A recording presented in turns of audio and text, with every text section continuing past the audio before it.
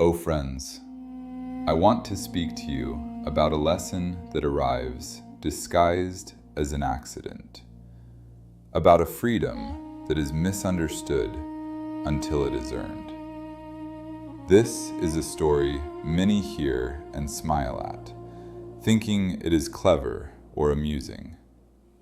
Do not be deceived by its simplicity. What is revealed here cuts deeper than wit. It speaks about imitation, about suffering misunderstood, and about the strange wisdom hidden inside silence. The Oilman did not set out to teach. The parrot did not plan to escape. And yet, between them, a truth unfolded that many who speak beautifully never learn. I knew an oilman who lived among jars and stains, whose days were marked by repetition and weight. In his shop lived a parrot, bright in color and sharp of tongue. The bird spoke fluently, repeating phrases it had learned, delighting visitors, impressing the owner.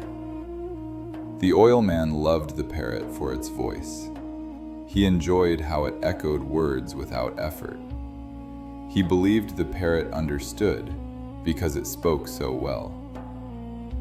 This is how easily we mistake sound for meaning and repetition for insight.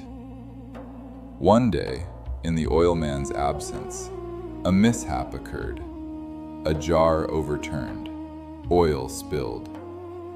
When the oilman returned, his anger rose quickly. Without reflection, without listening, he struck the parrot. The blow landed.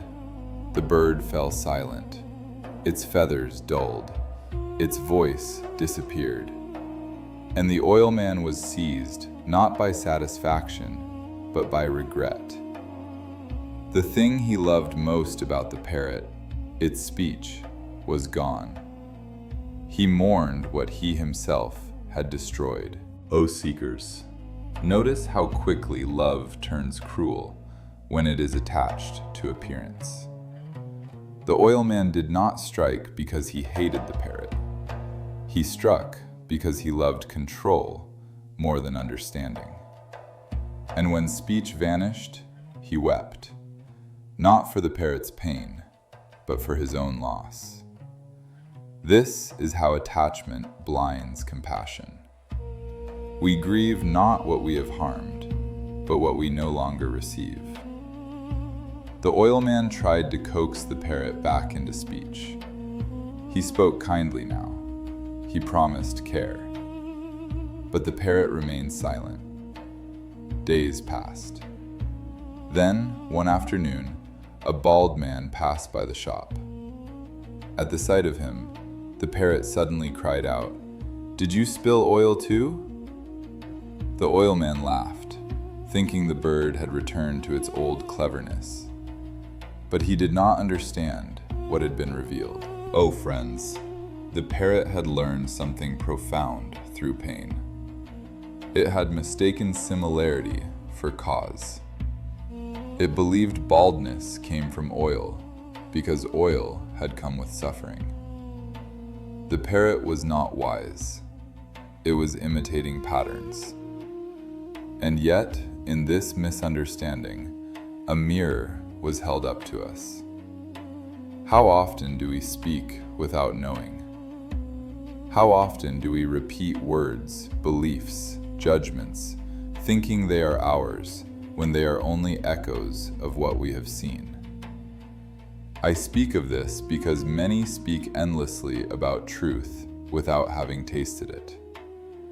They repeat phrases of devotion, mimic gestures of faith, recite meanings they have borrowed. Their speech is impressive. Their silence is empty.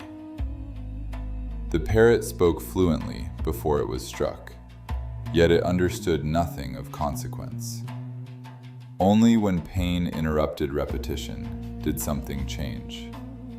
The silence was not wisdom, but it was preparation. O seekers, do not misunderstand me. I am not praising suffering for its own sake. Pain does not make one wise, but interruption does. When the flow of imitation is broken, when speech fails, when borrowed knowledge collapses, the soul is forced to pause. In that pause, something real may descend. The parrot's silence was not enlightenment, but it was the end of illusion. It no longer mistook speech for understanding. The oilman laughed because he still lived on the surface of things. He heard words and missed meaning. He did not see that the parrot's cry exposed the nature of imitation itself. We speak because we hear others speak. We believe because we inherit belief. We judge because judgment surrounds us. And rarely do we stop to ask whether what we repeat has passed through our own being. O beloved ones, silence is feared because it reveals what speech conceals. When words fall away, you are left with what you actually know. This is why many cling to noise, argument, explanation. Silence feels like loss, like punishment. But silence is often the first honest state. The parrot lost its voice and gained nothing noble. But it also stopped pretending. I tell you this gently. Do not be satisfied with eloquence. Do not trust fluency as proof of truth. Ask what has been lived, not what has been said. If your understanding collapses when challenged, it was never yours. If your faith disappears when comfort is removed, it was never rooted. Let interruption come. Let silence teach you what words cannot. O friends, the oilman and the parrot remain with us because they live inside us. One part of you loves what entertains and obeys. Another part of you imitates without knowing why. Life will overturn a jar sooner or later. Something will spill. Speech will fail. Do not rush to recover the old voice. Listen instead. In the quiet that follows, something truer may begin, not as sound, but as awareness. Freedom does not come when the parrot speaks again. Freedom begins when imitation is exposed. And from that exposure, if patience is allowed, a different kind of knowledge may grow, one that does not repeat, but recognizes. Thank you for watching. Stay tuned for the next episodes.